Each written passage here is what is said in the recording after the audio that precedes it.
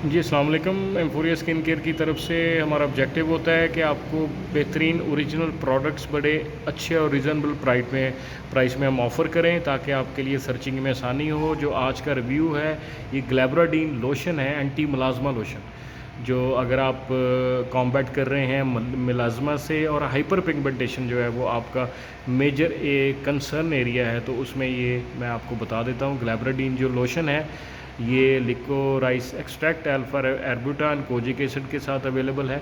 और ये बेहतरीन प्रोडक्ट जो है मिलाज़मा, फ्रैकल्स, एज स्पॉट और स्कार्स के लिए स्पेशली है।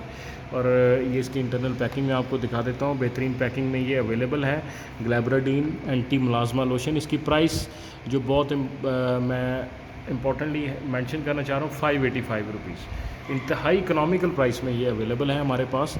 और आज ही ओरिजिनल ब्रांड ओरिजिनल प्राइस पे परचेज़ करने के लिए और डिटेल्स देखने के लिए, किसी किस्म की क्वायरी है वो शेयर करने के लिए, emforia.pk पे विज़िट कीजिए। बहुत बहुत शुक्रिया।